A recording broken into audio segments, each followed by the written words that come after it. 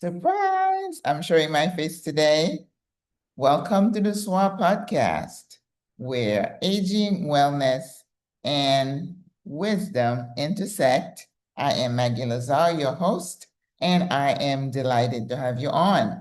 If this is your first time listening, watching me on the podcast, welcome. And if you are a returning listener today, viewer, I welcome you back. Yes, I had my workout today. And I want to talk about wellness or aging today. They kind of intertwine because I am committed to healthy aging. Yes, I know I'm getting older. Yes, the skin, and you look at it, we don't use a bunch of stuff and cover things up and pull and stretch. This is it. This is me, au naturel, right? But today I wanted to focus on the balance between being healthy and going overboard, right? Also, I wanted to really focus on um, keeping yourself safe from chemicals as much as you can. And I feel like I'm all over the place, but bear with me. We all know how bad the food is in the US with all the stuff they put in our food. And someone has said to me one time, he said, the Western civilization is based on a culture of trust, meaning we trust our food supply is safe. We trust the government to keep us safe, right? I'm a skeptic, naturally skeptical. So I'm always second guessing everything. But when it comes to our health, I know we cannot, protect ourselves from everything. But the things that we can do, we do, right? And I'm not talking about exercise today. I'm not talking about sleep. I'm not talking about any of that. I'm talking about the food that you ingest because there has been an epidemic uh, of early,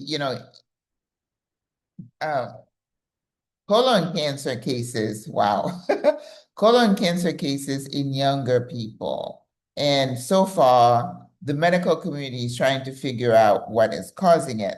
One other thing they came up with was the food. And we've known that, how they inject all the animals, what they spray on our food. And then the other day I was here and I saw this young man spraying the food that was just there to be sold. And I'm like, in daylight, in broad daylight, you spraying some insecticide. I guess maybe they were like little flies or stuff. But anyway, so I'm saying this to tell you that anything that you're going to put in your mouth, you need to take a step back and say, okay, how clean is this, right? So one of the things that I've told people to do, and I'm doing at the same time, is when you go to the store, again, you are trusting that this food is safe for you. And of course, we come around, oh, we want to eat, vegetables. And oh, look at that. Oh my goodness. We want to eat vegetables and, we're eating healthy and everything is organic. Not, okay? So anything that you're going to put in your mouth, if you're going to bite into it like an apple, or some strawberries, make sure you do a little cleanup. I know we're not going to get all of the junk off, but one of the things that I think is a good thing, fill your sink, throw your fruits and your vegetables that you can wash, put them in there. I put some vinegar and I put some baking soda. If it's an apple, sometime I don't have time to do the big, in the sink. I'll just rinse them and put some soap and I use a brush or my scrubber and scrub just to take a little bit off of it. And I'm not saying this to scare you, but why do we have so much cancer in our communities? In the old days, we didn't used to have all that because we ate from the earth and we did not poison the earth. They do. People don't want to lose their crops. And yes, I understand that. I'm not a gardener, but I understand that you need to use some kind of pest control. And of course, some people would say, well, you can use, natural, whatever. The skeptic in me says they're spraying that food for bugs. So here in Panama, we know in the west part of the country, in Chiriquí, the bread basket, and they tell you there, they do spray for insecticide. So don't come to Panama or anywhere you go thinking, I was in Peru and the chef told me the same thing. And we were in a, farmer's market, with all the beautiful fruit and vegetable. He said, we spray. So make sure you wash your food. So this is the message today. Whatever you're going to put in your body, think about it. If I'm going to buy meat, which I don't eat all the time, I did buy that big oxtail. But once in a while, it's not going to kill me, right? But understand how they treat the animal, right? Buying chicken that is grown in like a farm where, have you seen those videos about those chickens? Oh, break your heart. How they break a leg and oh, it's awful, awful.